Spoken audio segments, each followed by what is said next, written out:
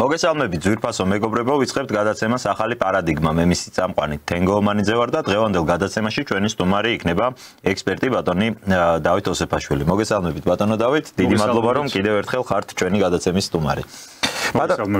ბატონ დავით, დღეს არის 100 დღე პროტესტის აღნიშნავენ ჩვენი მომიტინგეები პროტესტის 100 დღეს.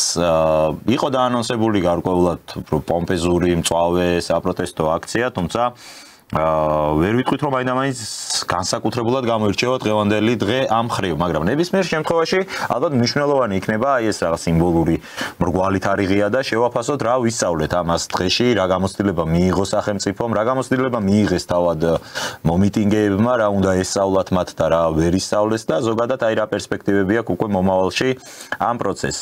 საინტერესო იქნება თქვენი შეფასება 100 დღის პროტესტის მიუხედავად შედეგი ვერ იქნა მათი მხრიდან მიღწეული. რა არის ამისი მთავარი განმაპირობებელი?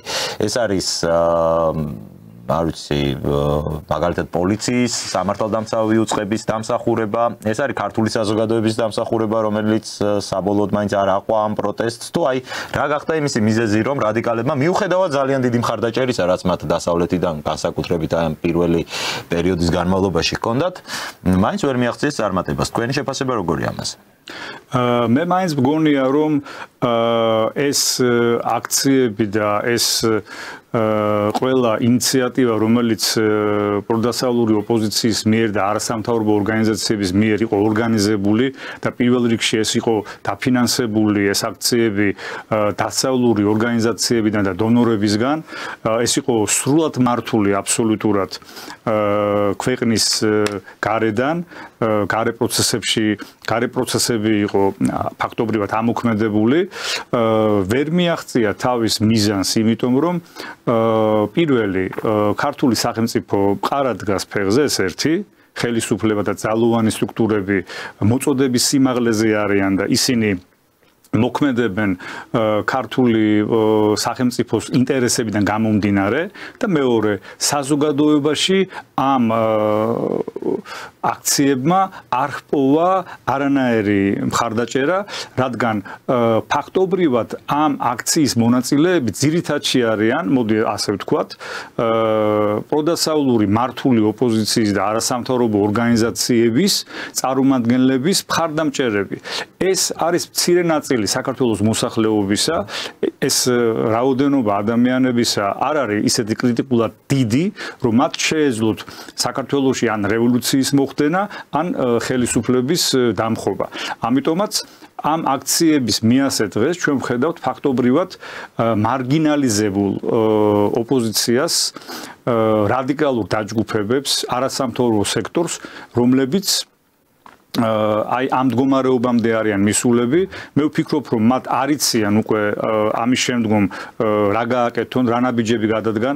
მათ არანაირი რესურსი არ გააჩნიათ იმისა, რომ თავიანთი გეგმები მოიყვანონ სისრულეში და რაც უფრო დრო გადის, ამის შანსები მით უფრო კლებულობს და აქედან გამომდინარე ისინი არიან ძალიან სერიოზულ ჩიხში, ერთის მხრივ თავიანთი სპონსორების და დამფინანსებლების მიმართ უცხოეთიდან და მეორეს მხრივ იმ ორგანიზაციების მიმართ და ხალხის მიმართ, ვინც მათ მხარს უჭერს.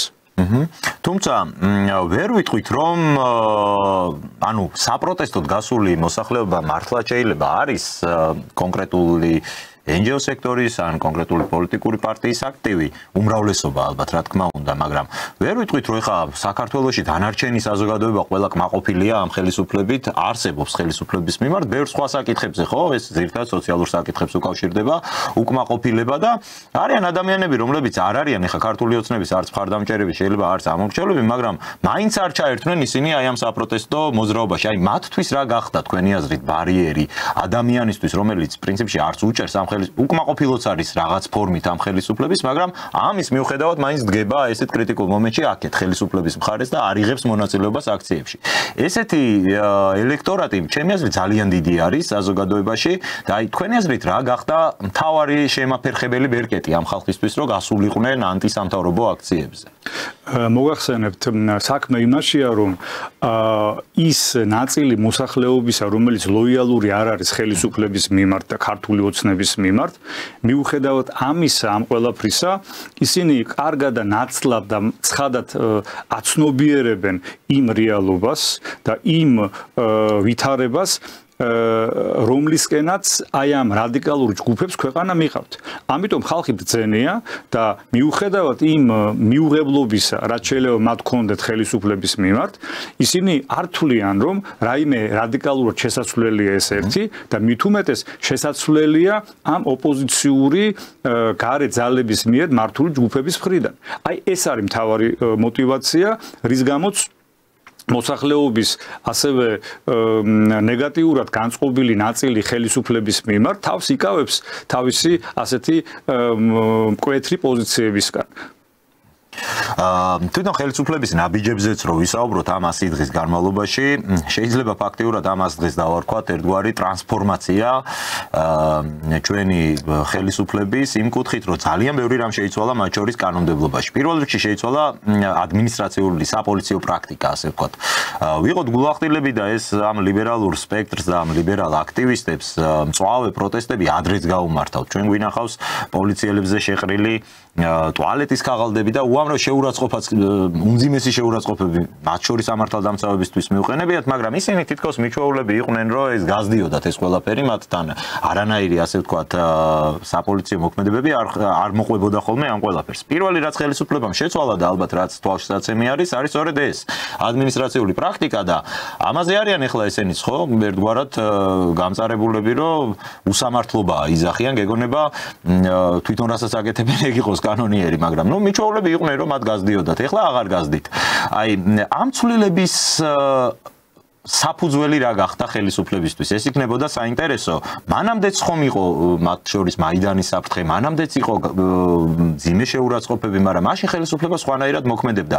რამ გაუხსნა ახლა ხელები ხელისუფლებას, რომ შეეცვალა ეს ადმინისტრაციული პრაქტიკა და გადასულიყო ბევრად უფრო კანონიერ მოქმედებებზე ამ შემთხვევაში? უკანონობა ჩემს დის იყო მაშინ, როდესაც სახეში შეაყრი სამართალდამცავს, არ ვიცი, რაღაც ტუალეტის ქაღალდს, საღებავ შეასხავდა, ამას არანაირი მოქმედება არ მოყვება პოლიციის მხრიდან. უკანონობა ის არის სინამდვილეში და არა ის, რასაც ჩვენ ახლა ვხედავთ, ხო? მე ვფიქრობ, რომ 28 ნოემბრის მერე, როდესაც ეს აქციები დაიწყო და ჩვენ გავხდით მომსწრენი ძალიან მძაფრ-სიუჟეტიანი ფილმივით იყო ეს ყველაფერი, როდესაც სპეციალური საშუალებებით ფაქტობრივად ესროდნენ, ესე იგი, ყველანაირ დაწყებული პიტარდებიდან დამთავრებული სხვა მოლოტოვის კოქტეილები და ასე შემდეგ. და ამითი ფაქტობრივად მოხდა გამოწვევა ხელისუფლების და სახელმწიფოსი. ხელისუფლება მიხვდა, როგორც ჩანს, რომ თუ ის ძირშივე ამ ყველაფერს, ესე იგი, არ შეაჩერებდა, ამას მოყვებოდა ძალიან სერიოზული შედეგები არა მხოლოდ ხელისუფლებისთვის, არამედ ეს იქნებოდა ძალიან დამაზიანებელი, უკიდურესად დიდი პრობლემის მომტანი ჩვენი ქვეყნისათვის. ამიტომ ხელისუფლება იძულებული გახდა, რომ ადეკვატური ზომები მიიღო ამ შემთხვევაში და პარლამენტმა მიიღო ის ამგზალავი ზომები, შეიტანა ადმინისტრაციულ და სისხლის სამართლის კოდექსში მთელი რიგი ცვლილებები, რამაც განაპირობა აი ამ ბოროტი მუხტის, მოდი ასე ვთქვათ, განეიტრალება, განელება, მიუხედავად იმისა, რომ დასავლეთის სპონსორებმა ძალიან ბევრს გადაუხადეს ეს 5000 ლარიანი ჯარიმები, აი ამ ბოლო პერიოდში, როდესაც საქართველოს ფაქტობრივად ჩაეხსნა ამერიკულ დაფინანსებას და ამჟამად დარჩენილია მხოლოდ ევროპული დაფინანსება, მოდი ასე ვთქვათ. ფაქტობრივად ბევრმა თავის ჯიბეზე იწვნია ეს ყველაფერი. ამიტომ გზის გადაკეტვა და ყოველი ის კანონსაწინააღმდეგო ქმედება, რომელიც გახდა უკვე სერიოზულად დასჯადი.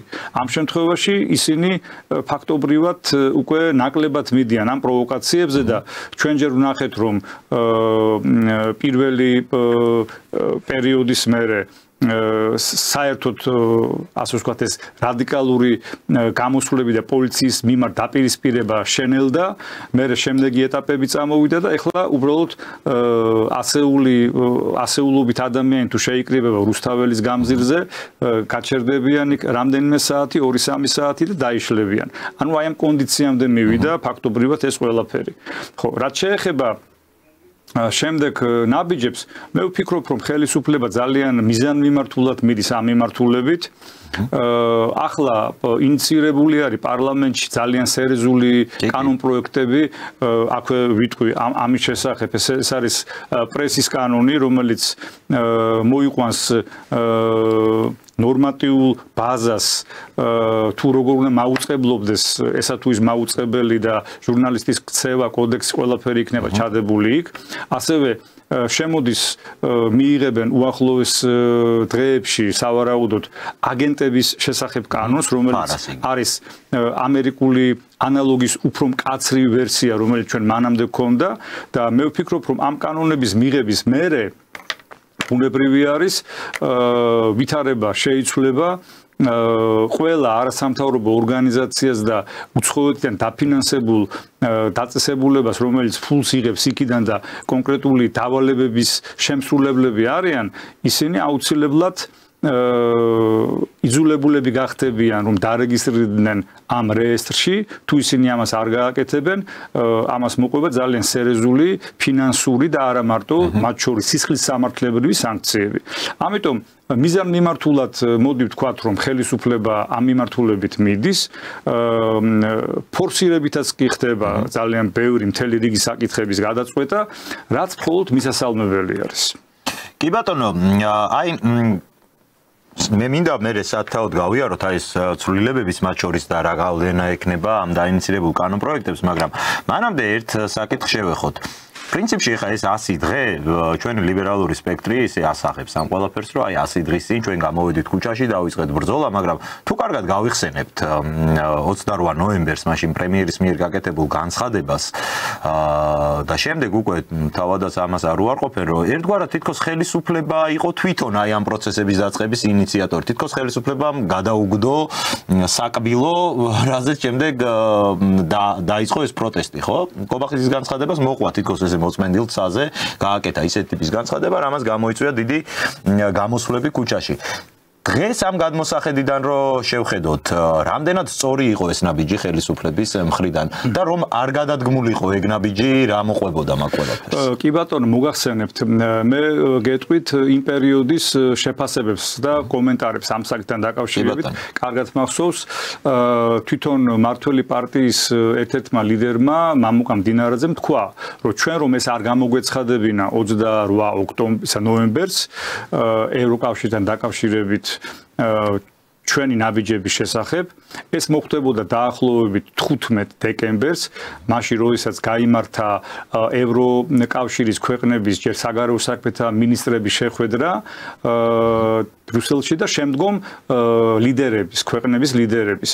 აი იქ უნდა მომხდარიყო საქართველოსთვის ფაქტობრივად ევროკავშირში გაწევრიანებაზე უარის თქმა და ეს გამოიწვევდა საქართველოში ძალიან სერიოზულ დესტაბილიზაციას, ამიტომ იცოდა რა ხელისუფლებამ ეს ყველაფერი, მათი თქმით მოხდა პრევენციულად წინასწრებით ამის გამოცხადება და ამას მოყვა ეს ყველაფერი, იმიტომ რომ ეს რო ყოფილიყო დაუშვათ 15 დეკემბერს გამოცხადებული და პირდაპირ ფაქტის წინაშე დაეყენებინა ევროკავშირს საქართველოს და ჩვენი მოსახლეობა, ამას შეიძლება ძალიან დიდი ეფექტი, უარყოფითი ეფექტი მოყოლოდა საზოგადოებაში და ამას შეიძლება ძალიან დიდი პრობლემები შეექმნა ქვეყნისათვის.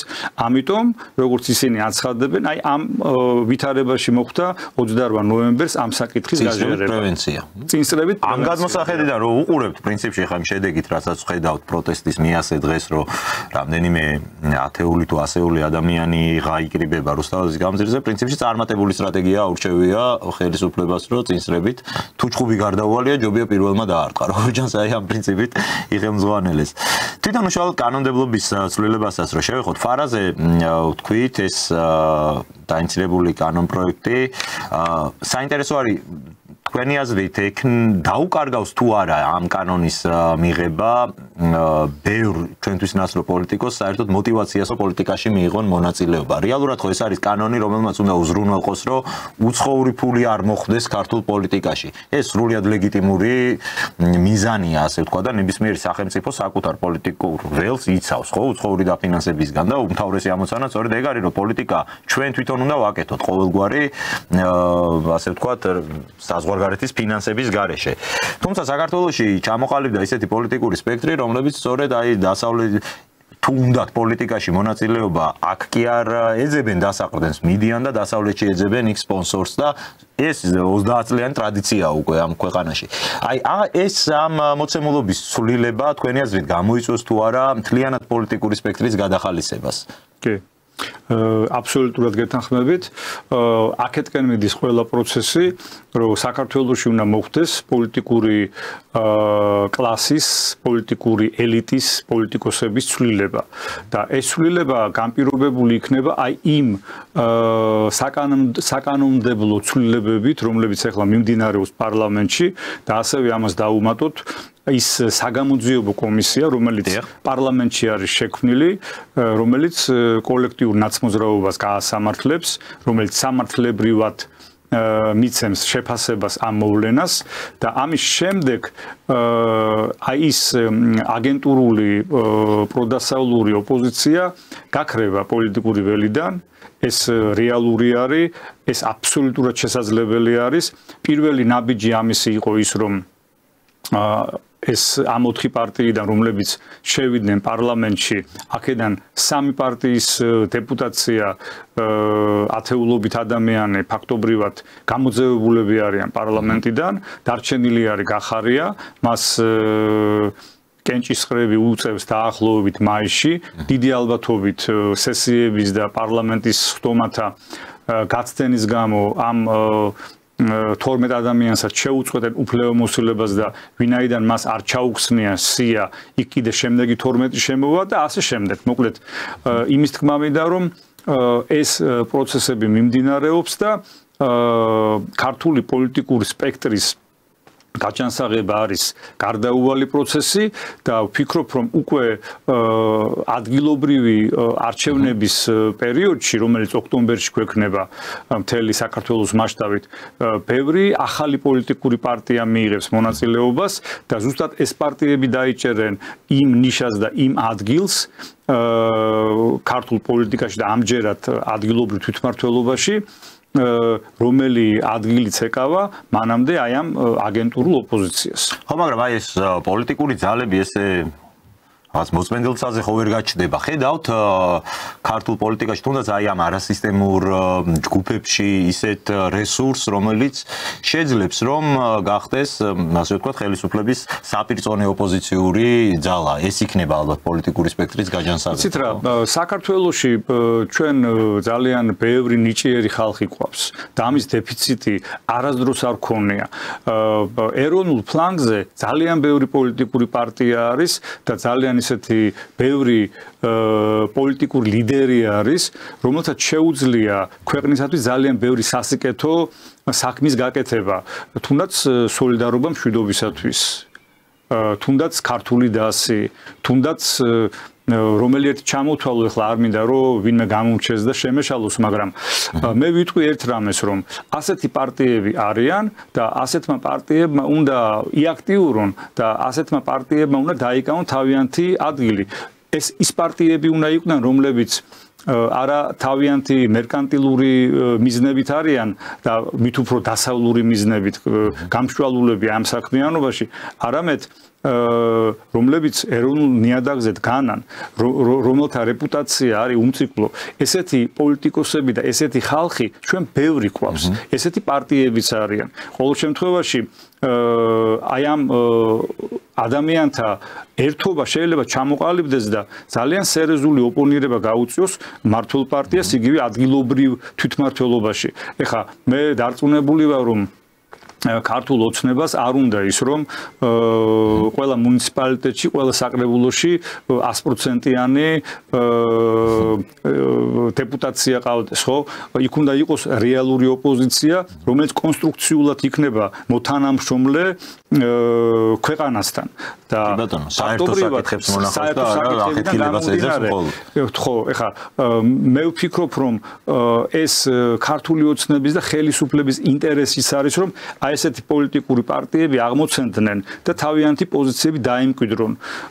მე მჯერა რომ ეს პროცესი გარდაუვალია და ეს ეტაპი დაიწყება ადგილობრივი თვითმმართველობის არჩევნებიდან. კი ბატონო, ეს მართლაც მნიშვნელოვანი არჩევნებია, სხვა შორის საინტერესოა ამ ლიბერალური პარტიებიდან ვინ მიიღებს ან ვინ არ მიიღებს მონაწილეობას. აი გირჩმა განაცხადა, იაგოს გირჩზე მაქვს საუბარი, რომ ჩვენ ვართ პოლიტიკური პარტია, რაც აპრიორში ნიშნავს, რომ მონაწილეობთ არჩევნებში და ჩემთვის სრულიად ჯანსაღი პოზიცია არის. აბა რადგინა ეხა პარტია მაშინ თუ არ იღებ ხო არჩევნებში მონაწილეობას. იმან მაგალითად ბოკუჩავამ თქვა, რომ აზრი არ აქვს მონაწილეობას. კიდე იყო კომენტარები, რომ ამ ადმინისტრაციის პირობებში არ აქვს აზრი მონაწილეობას და ასე შემდეგ. თუმცა აი ლიბერალურ სპექტრში როგორც ჩანს არ არიან საბოლოო ჩამოყალიბებული, საერთოდ აპირებენ თუ არა არჩევნებში მონაწილეობის მიღებას და ეს მით უფრო ცოტა არ იყოს კომიკურად ჟღერს, როცა მათი მთავარი მოთხოვნა არის ახალი არჩევნების დანიშვნა. თვითმმართველობის არჩევნებიც ხო არის საერთო არჩევნები მთელ ქვეყანაში ტარდება და იქ კი შეიძლება ეხლა ეს პარლამენტში ვერ შედიხარ მაგითი, მაგრამ რომ მოიგოს ოპოზიციამ რამდენიმე მსხვილი ქალაქი თუ მართლა მაგ ხელა მხარდაჭერა აქვს და თბილისი მოიგონ ბოლო-ბოლო, ქუთაისი, ბათუმი მოიგონ, რატო არ უნდათ რომ ამ გზით წავიდნენ, ჩემთვის გაუგებარი არ არიან დარწმუნებული ისინი საკუთარ მხარდაჭერაში თუ რა არიან და ეხლა ნახეთ რაშია საქმე. ძალიან ცუდ მდგომარეობაში არის ეს რადიკალური ოპოზიცია. ფაქტობრივად პარლამენტიდან ისინი გამოსულები არიან, ისინი არ ცნობენ ამ ხელისუფლებას. ნანობენ ისე მაგ გადაწყვეტილებას თქვენი აზრით. ადამიანურად ნანობენ, მაგრამ პრაგმატულად სხვა გზა მათ არ ქონდათ პრინციპში და თვითონვე ჩაიყენეს თავი ამ მდგომარეობაში. ამიტომ თავიანთ თავს დააბრალონ და ესე იგი იქიდან გამომდინარე რომ ისინი არ აღიარებენ ამ ხელისუფლებას, მათ აქვს პრეტენზია ცენტრალურ საარჩევნო კომისიასთან. ისინი ამბობენ რომ არჩევნები ტოტალურად გაყალბდა, ისინი აღარ არიან პარლამენტში. აქედან გამომდინარე ლოგიკურია რომ მათ არანაირ არჩევნებში რომელსაც ჩაატარებს ეს ხელისუფლება და ეს საარჩევნო ადმინისტრაცია არ უნდა მიიღონ მონაწილეობა, სხვა შემთხვევაში მათ ძალიან დიდი ელექტორალური პრობლემები ექნებათ თავიანთ ამომრჩეველთან. თავიანთი პოზიციებიდან გამომდინარე ეს. კი, რა თქმა უნდა.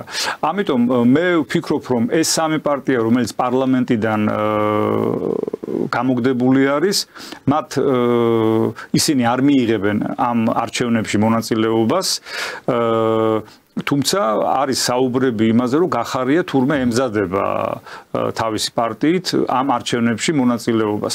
საერთოდ მისი პოზიციები ძალიან გაურკვეველი და ალოგიკური არის. ერთის მხრივ სიები არ ჩახსნა, არ გამოვიდა პარლამენტიდან. ეხლა საუბარია, რომ ადგილობრივი თვითმმართველობის არჩევნებში უნდა მიიღოს მონაწილეობა. ასევე აქედან გამომდინარე, რომ პარლამენტი არ დატოვეს მათ და სიებიც არ ჩახსნეს, ის დღემდე ყოველთვიურად იღებს სახელმწიფო დაფინანსებას ამ არჩევნების შესაბამისად. ხო და აქედან გამომდინარე ცოტა გასაკვირი არის და რუსთაველზე რა უნდა მაშინ ეგარი გასაკვირი, თორე ეგრე რომ უნდა მოქმედებდეს პოლიტიკური პარტია, რომელმაც არ მიიღო ხა პატარა მხარდაჭერა, ხო? ამათი აზრით გაყალბებული არჩევნების გვალობაზეც საკმაოდ სოლიდური წარმომადგენლობა ყავს. წესით ეგრეც უნდა მოქმედებდეს პოლიტიკური პარტია, უბრალოდ მან ლოგიკა იქცდება, რომ მაშინ რუსთაველზე რაღა გინდა, ხო თუ მაგზით მიდიხარ, იარე მაგზით. გახარიას ფაქტორზე საერთოდ მნიშვნელოვანი ჩემს საინტერესო იქნება, რომ შევჩერდეთ, თქვენი აზრით შეიძლება ეს პოლიტიკური პარტია გახდეს ერთგვარი როგორ თქვა, ხიდი აქეთ მხარეს და იქით მხარეს მდგომ ძალებს შორის. არა, მას აქვს ამის სურვილი ჩემი აზრით. არ ვიცი, ვერ გეტყვით, აქვს თუ არა ამის სურვილი, მაგრამ გახარია ფაქტობრივად ძალიან რთულ მდგომარეობაში არის. ერთის მხრივ ის ამტკიცებს, რომ არჩევნები გაყალბდა და მეორე მხრივ ის ამტკიცებს, რომ არ არის ნაცი. ხო, და შეიძლება მიიღოს მან მონაწილეობა ამ ადგილობრივ არჩევნებში. ეს ალოგიკური არის აბსოლუტურად. აქედან გამომდინარე, მე არ ამგონია, რომ ის რაიმე ხიდი იყოს იქით მხარესა და აქეთ მხარეს შორის ამ პირიქით გამორიცხული რამ მგონია მე მაინც ხო და აქედან გამომდინარე პრინციპში მე მაინც ვფიქრობ რომ გახარია ცდილობს აი იმ პრეფერენციების და იმ ყველაფრის რაც სახელმწიფოსგან ეკუთვნის ეს იქნება ფული თუ ბევრი სხვა რამ მაქსიმალურად დიდხან შეიცვალოს შეინარჩუნოს ამასობაში ის იმედოვნებს ჩემის აზრით რომ ამასობაში შეიძლება რაღაცეები შეიცვალოს მაგრამ მე ერთ რამეს ვიტყვი რომ თუ რამე შეიცვლება ეს გახარიას და კოლექტიური ოპოზიციის სასარგებლოდ არ შეიცვლება ეს გამორიცხული არის იმიტომ რომ ის ლოგიკა რომელსაც ჩვენ მივყვებით ეხლა და ვადევნებთ თვალყურს რანაბიჯებსაც დგამს ხელისუფლება აქედან გამომდინარე ოპოზიციისთვის უფრო რთული და რთული დღეები დადგება ან მას მოუწევს რომ მანამდე გადადგმული ნაბიჯები უარყოს და ასე ვთქვათ, ამით მიიღო სერიოზული ელექტორალური ზიანი, ან მას მოუწევს რომ ჩაყვეს აფლავში ნაცებს. აი ესეთი არჩევანია გახარიას, ეს არ არის მარტივი არჩევანი გეთანხმებით. მოდით სხვა საკანონმდებლო ცვლილებებსაც შევეხოთ, აი საუბრობდით პრესის კანონზე, რომელმაც უნდა დაარეგულიროს მაუწყებლების ქცევა ფაქტიურად. ის რაც აქამდე ისედაც იყო კანონში უბრალოდ ეს იყო თვითრეგულირების მექანიზმები, ანუ მაუწყებლები ვალდებულები იყვნენ რომ ეკონტროლებინათ მათ შორის საკუთარი გადაცემების შინაარსი, კონტენტი ბრალდება მაგალითად, როდესაც ვინმე ამოუყენებ, რომ აუცილებლად დასაბუთებული უნდა იყოს ეს ბრალდება, რომ ცილის სამებაში არ გადავიდეს. აქამდეც იყო ეს ვალდებულება, ოღონდ ამაზე უნდა ყოფილიყო მარეგულირებელს, უნდა ქონოდა მაუწყებელს უნდა ქონოდა საკუთარი მარეგულირებელი ორგანო, რომელიც ამას გააკონტროლებდა.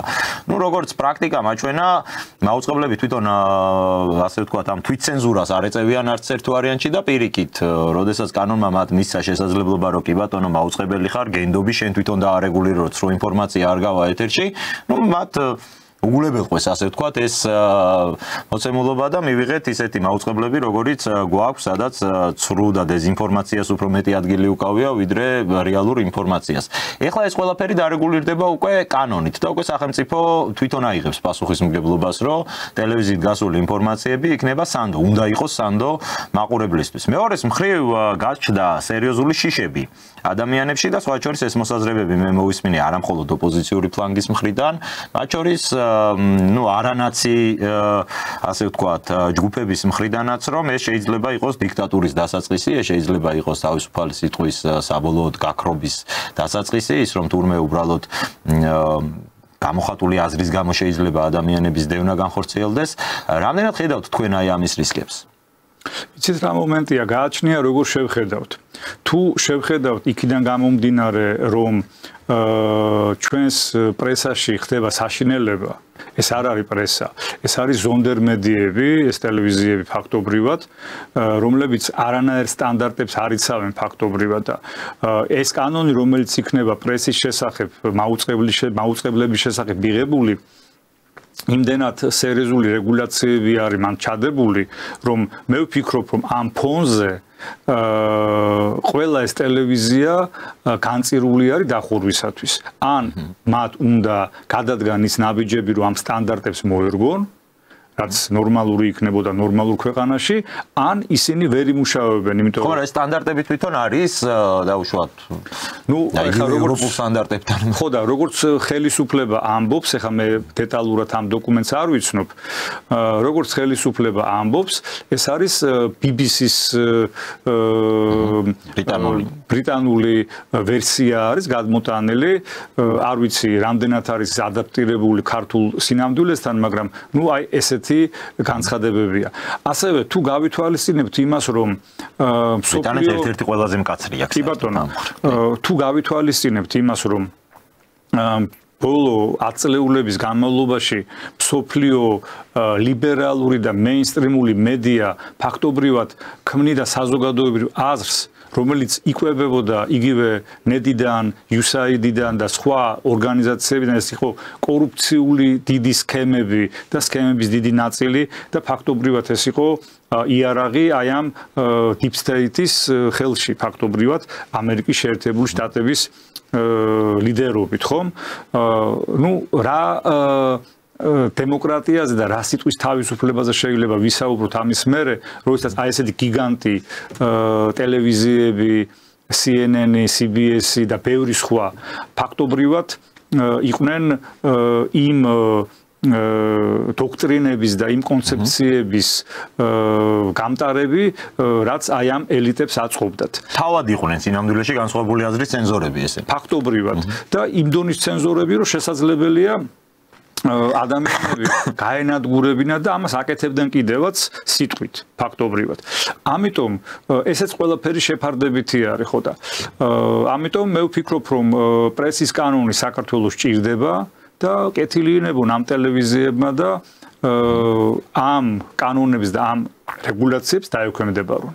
კიდევ ერთი ინიციატივა, რომელიც აი ამ კონტექსტში გაჟღერდა, სოზარ სუბარს ეკუთვნის ეს ინიციატივა, სოციალური ქსელის, ასე ვთქვათ, რა დავარქვათ, კონტროლი, რეგულირება სოციალური ქსელის და აქ გაჩნდა კიდე განსაკუთრებით ბევრი შიში, რომ ესე იგი უბრალოდ კრიტიკული აზრის დაწერა თუ ის არ იქნება ცენზურა, ასე ვთქვათ, უცენზურო სიტყვებით აზრის გამოხატვა, შეიძლებაო გახდეს დასჯადი, ასეთი აზრი მოვისმინე, ეს არ უთქვამს სოზარ სუბარს, ამასაც ვიტყვი, მაგრამ ასეთი ინტერპრეტაციით გაჟღერდა ბევრგან მისი ნათქვამი, რომ აი უბრალოდ Facebook-ზე შეიძლება ვიღაცამ მთავრობა გააკრიტიკოს უცენზურო სიტყვებით და ეს საკმარისი საფუძველი იქნება მერე რომ მოგადგეთ სახში რაღაც შავნაბადა სპეცრაზმი და წაგიყვანოთ ციხეში. ახლა ესეთი მე არ მაქვს ახლა ესეთი შიშები სიმართლე ვთქვა, მე ზოგადად არც ვიგინები Facebook-ზე, მაგრამ ნუ შეიძლება ადამიანმა ახლა რაღაც ემოციურად გამოხატოს თავისი მოსაზრება რა, მართლა უნდა ველოდოთ იმას რომ პოლიცია მოვა და დააკავებს ამის გამო ხო? იცით რაშია საქმე? მე ასე ვხედავ ამ საკითხს რა. რა თქმა უნდა, ნებისმიერი ცენზურა დაუშვებელი არის და უნდა იყოს და არის კიდევაც აზრის თავისუფლება. ეხლა ჩვენთან რომ ამბობენ რომ ჩვენთან ცენზურა არის საქართველოში, მაგალითად არანაირი ცენზურა არ არის. ვისაც რა უნდა იმას ამბობს და იმას წერს, მაგრამ რაც შეეხება სოციალურ ქსელებს, Facebook-ი თვითონ არის უდიდესი ცენზორი და უდიდესი ლიბერალური ცენზორი, რომელიც ძალიან დიდ პრობლემას უქმნის მილიონობით ადამიანს, არაფრის გამო უბლოკავს პროფილებს, გვერდებს და საერთოდ არ აძლევს კომენტარის გაკეთებას. ძალიან ბევრი შემთხვევა არის ასეთი, ხო? ესე იგი, ესეც დაკვეთა იყო იმ deep state-ის ჯგუფების, რომლებიც პირდაპირ Facebook-ის ზევით იყვნენ და ამ დირექტივებს მათ აძლევდნენ. ნუ დადო ახლა პირობა ამ კაცმა, რომ ეს აღარ იქნება, მაგრამ ჯერჯერობით გრძელდება ეს ყველაფერი. განუზომელი ძალაუფლება ჰქონდა მიცემული ფაქტ ჩეკერებს, რომლებიც ფაქტობრივად არაფრის გამო პოლიტიკურ ცენზურას ახორციელებდნენ და დღესაც ახორციელებენ Facebook პოსტებზე და რომლებსაც შეუძლია თავისუფლად დაუბლოკონ Facebook-ის ნებისმიერი პოსტი ან გვერდი თუ საჭირო გახდა. ყოველგვარი კანონმდებლობის საფუძვლის გარეშე, კი. შესაძლებელი აპელაციის საშუალებაც არ ქონდეს. რაც შეეხება სოზარ სუბარის განცხადებას ამ საკითხთან დაკავშირებით, მოდი ასე შევხედოთ. თვით ცენზურა ნებისმიერ ადამიანს ისედაც უნდა ჰქონდეს.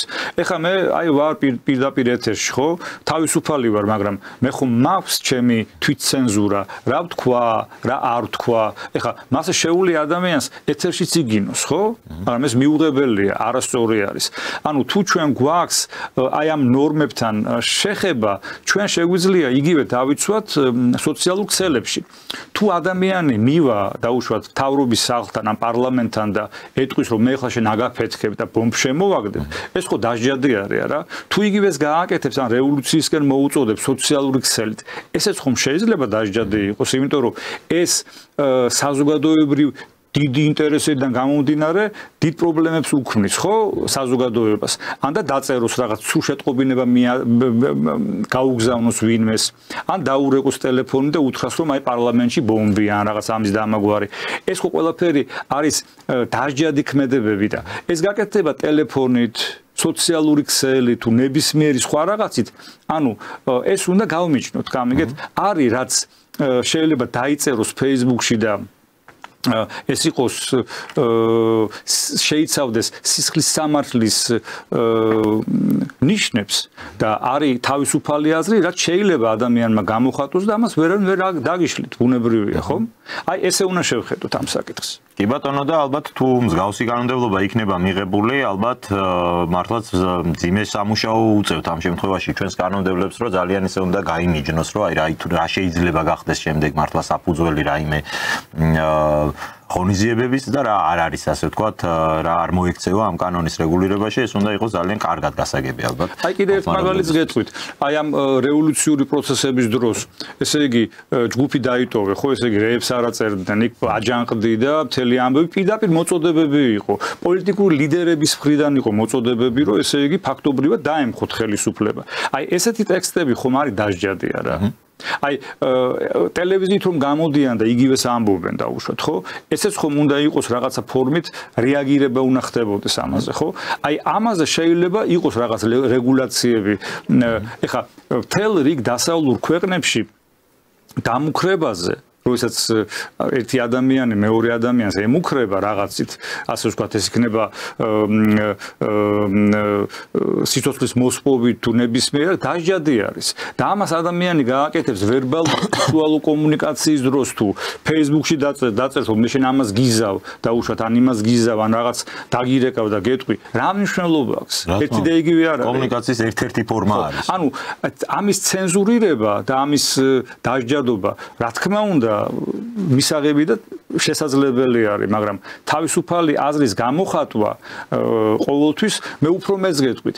საბჭოთა კავშირში ცხოვრობდით ჩვენ, თქვენ უფრო შემდგომი თაობის ადამიანები ხართ და მაშინაც კი ყოველთვის რაღაც თავისუფალი აზრის გამოხატვის საშუალება არსებობდა.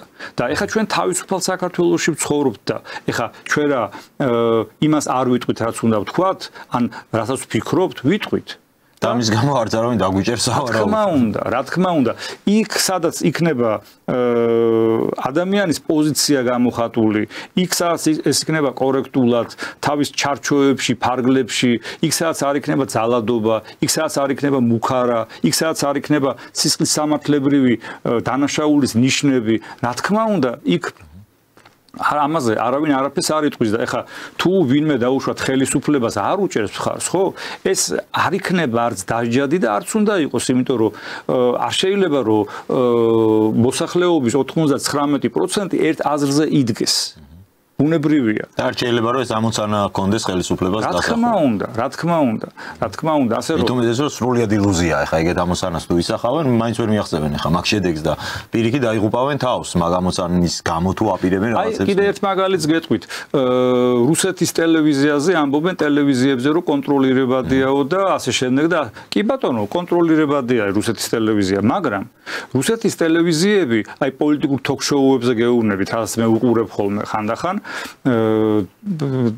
და ძალიან საინტერესო რაღაცებია. თავის 150 მილიონიან მოსახლეობას ანახებენ რას იცით? CNN-ის ესე იგი NBC და სხვა უამრავი ტელეკომპანიების პირდაპირ სიუჟეტებს ანახებენ. კუპირების გარეშე უბრალოდ ნათარგმნი არის. ანუ რისი თქმა მინდა, ესე იგი ისინი რასაც ლაპარაკობენ ცუც და დაუშვათ მათ ხელისუფლებაზე, რუსული ტელევიზია ამას აჩვენებს. ანუ რუსეთშიც არ არის, რა ქვია, როგორ გითხრათ, პრესა ისეთ მდგომარეობაში, რომ ესე იგი თავისუფალი სიტყვა არ თქვა. როგორიც არის მაგალითად უკრაინაში. უკრაინაში ფაშიზმია. ფაქტობრივად და CNN-ი რა არის? CNN-ი რა არის?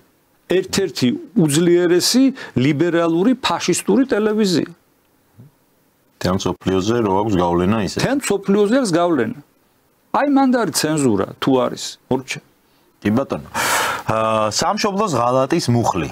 ეს არის ასევე საკანონმდებლო ცვლილება, რომელსაც დაგვპირდნენ. ყოველგვარი, ასე ვთქვათ, ზედმეტი ახსნის გარეშე ყველას კარგად გვესმის ეს მუხლი დაახლოებით რას ნიშნავს. უჭერთ თუ არა მხარს, ალბათ აი ამ კითხვის ესეთი ფორმულირებით დასმა არ იქნება სწორი, უბრალოდ რისკებზე მინდა ვისაუბროთ ამ შემთხვევაშიც. ჩვენ ყველა ის მოქმედება, რაც შეიძლება ამოხში ჩაიდოს სამშობლოს ღალატის, ეს არის უცხოეთ სპეცსამსახურებთან თანამშრომლობა, რაღაც სახელმწიფოს ინტერესების საზიანო მოქმედებები შეგნებულად ანგარების გამო და ასე შემდეგ ბევრი რამ ჩაიდება, ასე ვთქვათ, ამოხში. ეს ყველაფერი ხო ისედაც დაჯადი არის ჩვენი კანონით. როგორ ფიქრობთ, აი რა საჭირო იყო ამ ფორმულირებით რაღაცა ამ ყველაფრის ერთმუხლში გაერთიანება, რას აძლევს ეს ხელისუფლებას და უпроსტოდ სახელმწიფოს და ხომ არ აძლევს ეს ხელისუფლებას იარაღს იმისთვის, რომ დევნოს ნებისმიერი ვინც მოინდომებს, იმიტომ რომ რა ვიცი, ადვილია ხო ადამიანს და თან უმეტეს ქართულ პოლიტიკაში ეს სამშობლო ყველა ვიღაცის აგენტია, ყველა ვიღაცას აბრალებს ვიღაცის აგენტობას.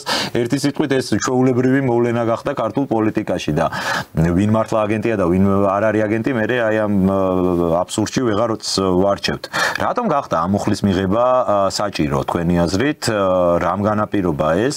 თუ ისედაც ყველაფერი მანამდე ისედაც იყო სისხლის სამართლის კოდექსში დაჟადი. კი, გეტყვით ამ საკითხზე ჩემს მოსაზრებას. ჯერ დავიწყებ იქიდან, რომ 4 წლის წინ ქართულმა დასმა ჯონდი ბაღართურიან და მეც მათ შორის ჩვენ მივმართეთ პარლამენტზე და მაშინ ვთხოვდით პარლამენტს, რომ ეს 307 მუხლი აღედგინა ხელისუფლებას, მაგრამ იმ მომენტისთვის მას ამისთვის როგორც ჩანს არ ეცალა, ან სურვილი არ ქონდა ამისი. კი ბატონო, თქვენ მართალი განაცხადეთ, რომ ეს მთელი წყება მუხლებისა, რომელსაც მოიცავს 307 მუხლი, სისხლის სამართლის კოდექსში ისედაც არის. მაგრამ თვითონ ეს 307 მუხლი ამოღებული იყო. ეხლა ისევ იქნება და გააერთიანებს მთელ წყებას მუხლებისას რა, რომელიც აი ამ მიმართულებით დაარეგულირებს ამ საკითხს. მე მაინც მგონია, რომ ეს შეიძლება დაკავშირებული იყოს აი საგამოძიებო კომისიის დასკვნასთან, რომელიც უახლოეს 3 თვეში ან 6 თვეში მაქსიმუმ იქნება დადებული და მე არ გამოვრიცხავ, რომ ამ 307 მუხლით გასამართლდნენ ყოფილი ხელისუფლების ძალიან მაღალი თანამდებობის პირები, დაწყებული 2008 წლის ავანწურის გამო დამთავრებული ბევრი სხვა პრობლემებით. კომისიასაც მივადექით ლოგიკურად, სწორედ ამ კომისიის მუშაობაზე მინდოდა მეკითხა. ჩდება ასეთი განცდა ხო საზოგადოების რაღაც ნაწილში, რომ ამ კომისიის მუშაობის მთავარი მიზანი ეს არის პოლიტიკური დევნა, ეს არის ოპონენტების შევიწროება და რეალურად ეხლა რომ თქვათ ქართულ საზოგადოებას არანაირი კომისიის დასკვნა არ გჭირდება იმ 9 წლიანი რეჟიმის შესაფასებლად, რომელიც ისედაც შევაფასეთ 2012 წელს და გავისტუმრეთ პოლიტიკურ მოუსავლეთში. რა შედეგით უნდა დასრულდეს აი ამ თქვენი აზრით, რა უნდა იყოს ის შედეგი, რაც იქნება დამაკმაყოფილებელი სახელმწიფოსთვის და საზოგადოებისთვის ამ კომისიის მუშაობაში და უნდა ველოდოთ თუ არა რომ არა მხოლოდ დამნაშავეები დაიჯებიან, არამედ კომპენსაციას მიიღებენ დაზარალებულების. თუ ჩვენ საუბრობთ რომ ხდებოდა დანაშაული არ არსებობს დაზარალებულის გარეშე და სრულყოფილი რო იყოს ალბათ, ხო, სამართლიანობის აღდგენაზე თუ გვაქვს საუბარი, ეს გულისხმობს ორივე მხარეს მოქმედებას, დამნაშავის დასჯას, დაზარალებულის დაკმაყოფილებას. აი ამ მიმართულებით უნდა ველოდოთ თუ არა თქვენი აზრით ხელისუფლების მხრიდან რაიმე ნაბიჯი. კი ბატონო, მოგახსენებთ. ჯერ ერთი იმის თქმა მინდა, რომ მიუხედავად იმისა, რომ საზოგადოების ძალიან დიდმა ნაწილმა იცის 9 წლიანი პერიოდის განმავლობაში რაც ხდებოდა საქართველოში, ეს კომისია შექმნილია იმიტომ, რომ იურიდიულად, სამართლებრივად დაასაბუთოს ამ რეჟიმის დანაშაულები, რომლებიც შემდგომ სავარაუდოდ გადაეცემა პროკურატურას და შემდეგ აღიძრება ალბათ სისხლის სამართლის საქმეები ყველა იმ პიროვნებაზე, რომელიც მოქმედებდა სახელმწიფოს, ხალხის და ქვეყნის საწინააღმდეგოდ. ასე რომ მე მგონია, რომ ის დანაპირები, რომელიც ქართულმა ოცნებამ და ბიძინა ივანიშვილმა წინასაარჩევნოდ ქართულ ხალხს მისცა, ეს პროცესები ზუსტად აი ამ სისრულით წარიმართება და ფაქტობრივად შეგვიძლია ვთქვათ, რომ ეს ყველაფერი დიდხანს და ძალიან დიდხანს არ გაგრძელდება. მაქსიმუმ სექტემბრამდე და ალბათ სექტემბერში ან სექტემბრის მერე უკვე წლის ბოლომდე პროცესები რეალურად უკვე დაიძვრება და რეალურ შედეგებს ამ მიმართულებით საზოგადოება იხილავს. ანუ მთავარი კინო ჯერ წინ გვაქვს ესე იტყვით. ძალიან საინტერესო წელია ზოგადად და ალბათ ბევრი რამის განსაზღვრელი წელი იქნება ეს არა მხოლოდ საქართველოში, არამედ სოფლიოში მიმდინარე პროცესებიც ამას ადასტურებს და ამ თემებს რომ შევეხოთ, დონალდ ტრამპი ალბათ არ ყოფილა საერთოდ 20-იანვრის შემდეგ სოფლიოში არ ყოფილა არც ერთი ტელეშოუ პოლიტიკურ საკითხზე, სადაც დონალდ ტრამპი არ არის ნახსენები და ეს არის ალბათ მისი მიზანი და ამ მიზანს ბრწყინვალედ აღწევს. ბოლო პერიოდში ერთგვარად ძალიან დინამიურად ვითარდება პროცესი, ვნახეთ ოვალური კაბინეტიდან პირდაპირ გამოძევებული ამ სიტყვის პირდაპირ გაგებით ზელენსკი, შემდეგ ვნახეთ უკვე ევროპასა და შეერთებულ შტატებს შორის დაწყებული დაპირისპირება და ეს უკვე აღარ იმალება. დონალდ ტრამპი განეკუთვნება როგორც ჩანს პოლიტიკოსთა იმ კატეგორიას, რომელიც აი დახურულ კარს მიღმა საუბარს ამჯობინებს პირდაპირ ტელეეთერში საზოგადოების გასაგონად ისაუბროს ყველაფერის, რასაც ფიქრობს, თუმცა ეს ძალიან დიდ პრობლემებს ქმნის დასავლურ ფლანგზე. იქამდეც კი მივიდა საქმე, რომ აი ჩვენ ლიბერალებს ახლა ვეღარ დაარწმუნებ, რომ ტრამპი არ არის პუტინის აგენტი, მაგალითად და ამასაც ასე ვთქვათ, დებენ ბრალად, რომ ამერიკის პრეზიდენტი არის პუტინის აგენტი და ამას რო იძახიან ხოლმე ხანდახან აი გულს მომეშვება, რომ ტრამპს რო იძახი ხა პუტინის აგენტს, მე რო დამიძახო, მე რა პრობლემა არა უშავს. ის თუ გონია რუსეთის აგენტი, აქეთ თუ გეგონებით, აღარა მაქვს მე ამაზე არანაირი რეაქცია. თქვენ რა დამოკიდებულება გაქვთ აი ამ ტრამპის პოლიტიკასთან მიმართებაში და რას უნდა ველოდოთ პირველ რიგში უკრაინაში მშვიდობის მიღწევის კუთხით თქვენი აზრით? მოგახსენებთ, იცით რაშია საქმე? ნუ ეს ცნობილი ამბავია და არახალია, რომ ტრამპი არის ძალიან იმპულსური და ძალიან არაპროგნოზირებადი ადამიანი. თუმცა ერთი მომენტია, რომ მას აქვს ძალიან საღი პოზიციები მთელ რიგ საკითხებში და მან ერთი რამ იცის, რომ ეს პროქსი ომი, რომელიც მარკ რუბიუმ აღიარა ამ დღეებში სხვათა შორის ერთ-ერთ ამერიკულ ეთერში, მან თქვა, რომ უკრაინაში მიმდინარე კონფლიქტი ეს არის ომი რუსეთსა და ამერიკის შეერთებულ შტატებს შორის, ეს არის პროქსი ომი, რაც აბსოლუტურად სწორია და რაც უნდა დასრულდეს. იქიდან გამომდინარე, რომ ტრამპს აქვს ძალიან სერიოზული ვალდებულებები თავისი ამორჩევლის მიმართ და ეს არის პირველ რიგში ის დევიზი ამერიკა უპირველეს ყოვლისა და მან ბევრი რამ უნდა შეცვალოს. მისი სტრატეგია სავარაუდოდ არის ასეთი, რომ ის უნდა გამოვიდეს ამ უკრაინის ომიდან, იმიტომ რომ ეს ძალიან სერიოზულ და დიდ და გაუმართლებელ დანახარჯებს მოიცავს, რა თქმა უნდა, და მან შეიძლება ძალიან კარგი ურთიერთობები დაამყაროს რუსეთთან ჩინეთის საპირწონეთ. ეს არის მიზანი. ხო, სავარაუდოდ ესეა. ეს ნიშნავს იმას, რომ ის ეკონომიკურ პრიორიტეტებზე ამახვილებს ყურადღებას და ამერიკის განვითარება და ეკონომიკური პრიორიტეტები და წინსვლა შეუძლებელი არის ქვეყანა რო ომის და საომარი მდგომარეობის პირობებში იყოს ან ომზე ხარჯავდეს ფულს. აქედან გამომდინარეობს, რომ ის მან გადააწყო მექსიკასთან, კანადასთან, ჩინეთთან, ევროპასთან სატარიფო საკითხები, ტარიფები დაუწესა და ასე შემდეგ. ანუ ის ფიქრობს მაქსიმალურ ოპტიმიზაციას, რომ მიიღოს ეს შემოსავლები და ასე ვთქვათ, განავითაროს ამერიკული მრეწველობა. აქედან გამომდინარე ლოგიკურია, რომ მას ურჩევნია ჩინეთთან დაპირისპირების პირობებში იყოს კარგ ურთიერთობაში რუსეთთან. თუმცა, აი, როდესაც მე უსმენ რუს ანალიტიკოსებს, ისინი ძალიან სკეპტიკურად არიან განწყობილები ამ ურთიერთობებისა და რუსეთი თავის გეგმას ახორციელებს და თავის საქმეს აგრძელებს ომს, ხო, უკრაინაში. ეხლა ნახეთ რა მოხდა. დღეს ფინანსთა მინისტრმა ამერიკის განაცხადა, რომ ისინი დაუწესებენ ამავდროულად ეს პოზიციებია მათი მხრიდან საბანკო სექტორს ძალიან სერიოზულ შეზღუდვებს. ტრამპმაც განაცხადა. იგივე განაცხადა ტრამპმა დღეს. ეს ნიშნავს იმას, რომ ფაქტობრივად ტრამპი ემუქრება რუსეთს ძალიან სერიოზული სანქციებით, მაგრამ საქმე იმაშია, რომ ერთ რამეს ვერ ხვდება ალბათ ტრამპი, რომ რუსეთთან მიმართებაში და რუსეთთან არ შეიძლება ესეთი აი როგორ ვთქვა, ულტიმატუმებით საუბარი. შანტაჟით. იმიტომ რომ რუსეთი არ არის სახელმწიფო, რომელიც ექვემდებარება რაიმენაერ შანტაჟს. მე ვფიქრობ, რომ თუ ტრამპი ამ გზას გააგრძელებს და ფაქტობრივად აი ამ სანქციებს დააწესებს, ამან შეიძლება ძალიან სერიოზული კონფრონტაცია გამოიწვიოს და ისევ მესამე მსოფლიო ომის ნიშნულზე დაბრუნდეს ვითარება. მაგრამ ასევე ვითვალისწინებ ტრამპის ძალიან სერიოზულ დიდ პრაგმატიზმს, რომ შესაძლებელია მან უკან დაიხიოს და ისევ გამონახოს ურთიერთობები რუსეთთან და რუსეთს აქვს თავის წითელი ხაზები და ეს ძალიან სერიოზული წითელი ხაზებია, რომელიც უნდა იქნას გათვალისწინებული იმისათვის, რომ უკრაინაში დამყარდეს მშვიდობა.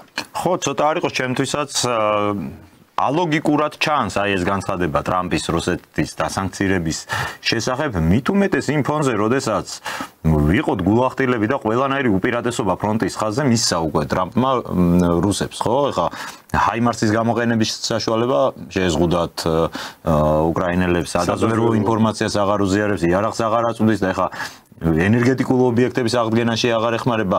ანუ თუ კი ის აპირებს რუსეთთან რაღაცა ესე შანტაჟის ენით მოლაპარაკებებს, მაშინ უფრო ლოგიკური იქნებოდა, რომ მას ეს უპირატესობა რუსებისთვის არ უნდა მიეცა, ხო, ბრძოლის ველზე და აქედან გამომდინარე რაღაც ესეც ერთგვარად შეთანხმებული პროცესი მგონია.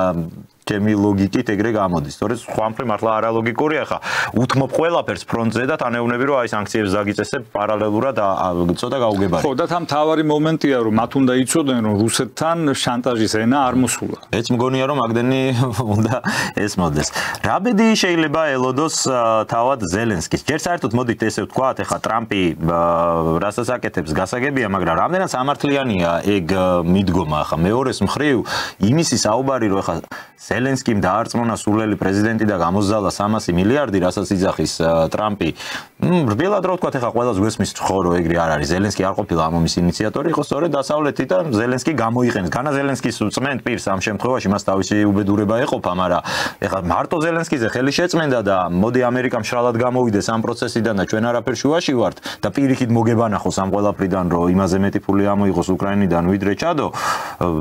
ჩვენთვის არ უნდა იყოს ეს მაგალითი, მე ამ კუთხით ვიძახი. ეს რო დიდი უსამართლობაა ცხადია, მაგრამ ჩვენც ხო ის ქვეყანა ვართ, რომელიც ამდენი ხანი ამერიკის შეერთებული შტატების კაი სიტყვის იმედზე ვართ, თორე არაფერი ხელმოწერილი არ აგვაქვს და აი ამერიკელები არაზროს მოგვატყუებენ, არაზროს გადაგვაგდებენ. 30 წელია მე მაგალითად აი ჩემ თაობას ამის მეტი არაფერი მოგვისმენია და ეხლა ვხედავთ რაც ხდება უკრაინაში. არ უნდა იყოს ეს ჩვენთვის ერთგვარი მაგალითი და მათ შორის ჩვენი ხელისუფლებისთვისაც.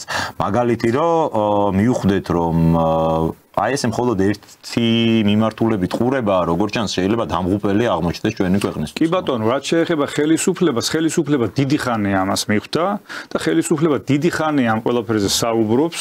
დიდი ხანია, წლებია უკვე, მინიმუმ 3-4 წელი არის.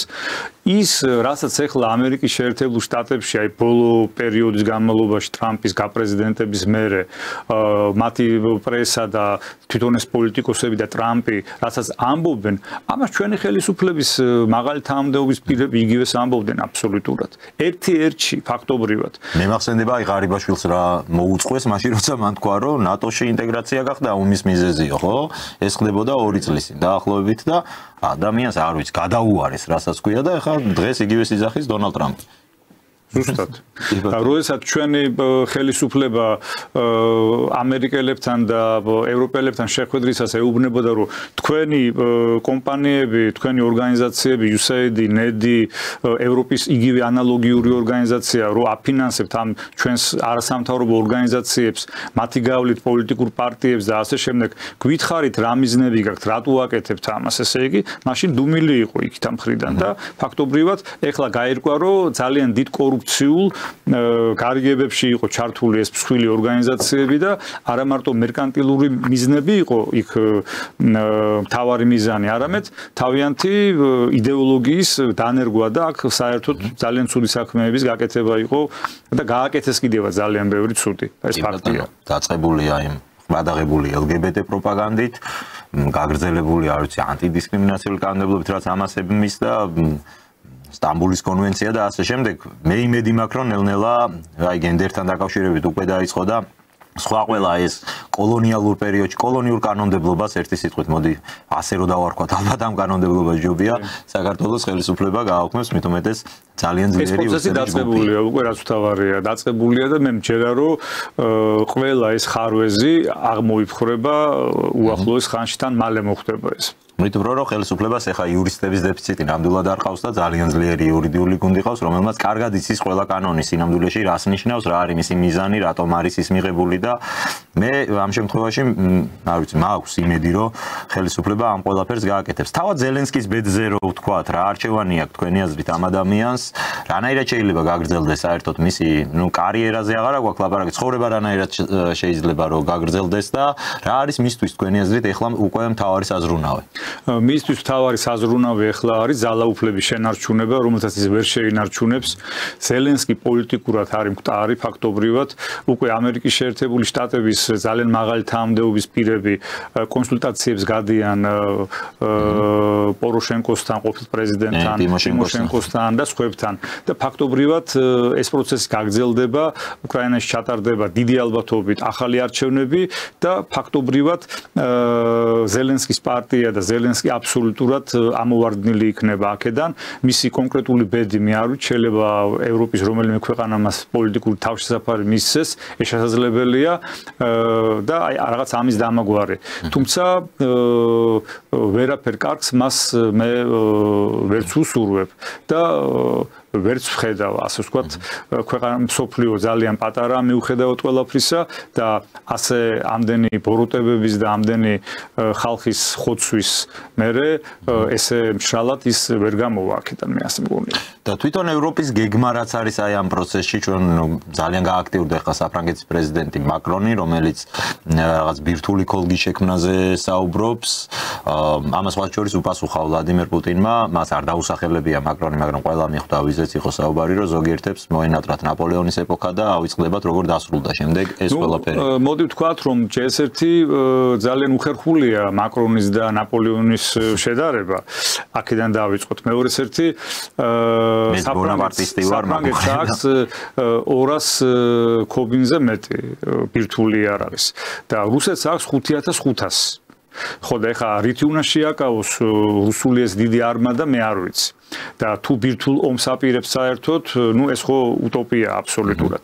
კიდევ ერთ რამეს ვიტყვი, რომ აი დღეს იყო შეხვედრა ევროპის ლიდერების და ევროკომისიის თავმჯდომარემ ურსულა ფონ დერ ლაიენმა წარადგინა სამხედრო გეგმა, რომელიც 800 მილიარდისგან შედგებოდა. აქედან 150 მილიარდი უნდა იყოს ინვესტიციები, ანუ ფულიც არ ყოფნით. და რა მოხდა იცით? ფაქტობრივად ჩავარდა ეს გეგმა.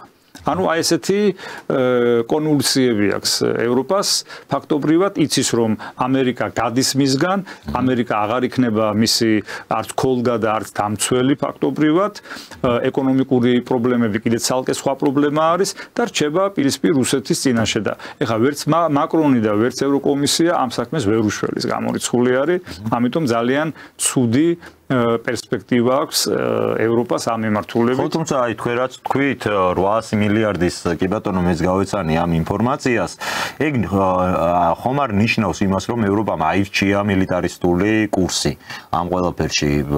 ევროპის გადაიარაღება და ახლა კოლოსალური თანხით თან მით უმეტეს თუ კი აბსოლუტური საქმეც იმაშია, რომ დღეს ეს გეგმა წარადგინა კომისიის თავმჯდომარემ და წევრი ქვეყნების ლიდერებმა არ მიიღეს უბრალოდ მიიღეს ასე ვთქვათ ცნობად ეს ყველაფერი, იმიტომ რომ ფული არ არის და მეორეს ერთი ამას ჭირდება ეს 800 მილიარდი რომ მოაგროვონ თავიანთ ქვეყნებში ესე იგი გადასახადების გაზრდა, სოციალური პაკეტები და გაანადგურონ და ასე შემდეგ და ეს გამოიწვევს ძალიან დიდ პრობლემს ამ ქვეყნებში ფაქტობრივად და ელექტორალურად ეს დააზიანებს ამ მართველ გუნდებს, ხომ? ამიტომ ამის გაკეთება გამორიცხულია და გეტყვით კიდევ რომ ორბანია და იქ ფიცუა აბსოლუტურად რომელიც ბლოკავს ამ საკითხებს მათთვის მიუღებელია ეს ისინი არაპირებენ ამაში მონაწილეობას მაგრამ სხვებიც კი არაპირებენ და რაც შეეხება მაკრონს მაგალითად მის იდეაზე იტალიის პრემიერ-მინისტრმა მელონიმ თქვა პირდაპირ რომ თქვენ თუ შეიყვანთ უკრაინაში ჯარებს, გერმანიას და საფრანგეთს უთხრა, ჩვენ ამაში მონაწილეობას არ მივიღებთ. ანუ იქაც კი შიგნით აქვს ძალიან დიდი დაპირისპირება და რუსეთმა პირდაპირ თქვა, რომ იმ სამშვიდობოებს ეგრეთ წოდებულებს, რომელსაც ისინი შეიყვანენ და უშუალოდ უკრაინაში თუ ეს მოხდა, ეს იქნება წითელი ხაზი პირდაპირ და ცოცხალი სამიზნეები იქნებიან რუსეთის შეიარაღებული ძალებისათვის. ძალიან მძიმე პერიოდი ელოდება როგორც ჩანს ევროპას და როგორც ჩანს ევროპა აღარ იქნება ისეთი როგორც ჩვენ გვახსოვს, როგორც არ უნდა წარიმართოს ეს პროცესი აირჩევენ მილიტარიზაციის გზას თუ პირიქით უარს იტყვიან აი ამ შეიარაღებაზე თუ გადაიარაღებაზე. ფაქტია რომ ევროპა დადგა ისეთი პრობლემების წინაშე, მათ შორის სოციალური პრობლემების წინაშე, რაზეც ალბათ 2-3 წლის წინ რო ვინმეს ესე თქვა, სიცილით გასკდებოდნენ თვითონ, მაგრამ დღეს ეს ყველაფერი რაც იყო ევროპაში მიმზიდველი, ჩემი გადმოსახედიდან ის ყველაფერი იკარგება ნელ-ნელა. მე არა ვარ პროდასავლელი, არც არასდროს ყოფილი ვარ, მაგრამ ვერ ვიტყვი რომ ეს ყველაფერი მახარებს, იმიტომ რომ ევროპა რა თქმა უნდა ეს არის ცივილიზაციის ჩვენი თანამედროვე ცივილიზაციის აკვანი ცენტრი და ძალიან ბევრი რამ არის ისეთი, რაც უნდა გვიყვარდეს, რა თქმა უნდა, ამ კულტურაში. მაგრამ მოდი თენგო ერთი რამეც ვთქვათ, რომ ევროპა, დღევანდელი ევროპა, ეს ის ევროპა არ არის, რომელიც ჩვენ გვიყვარდა, მოგწონდა, გვინდოდა. ეს სხვა ევროპა არის. ამიტომ აქედან გამომდინარე, გულდასაწყვეტიც არაფერი არ არის, თუ ჩვენ ამ ევროპაში ვერ შევალთ და არ შევალთ. თუმცა მე საქართველოს ადგილს იმ ევროპაში ვერ ვხედავ. კი ბატონო, დიდი მადლობა ბატონ დავით, ძალიან საინტერესო საუბრისთვის. მადლობას გადაგიხდით და დაგემშვიდობებით. შეგახსენებთ, რომ ექსპერტი ბატონი დავით ოსეფაშვილი გახლდათ ჩვენი გადაცემის სტუმარი. თქვენს მადლობას გადაგიხდით ძვირფასო მაყურებლებო ყურადღებისთვის და ორ შაბათამდე დაგემშვიდობებით, კარგად ვზანდებოდით.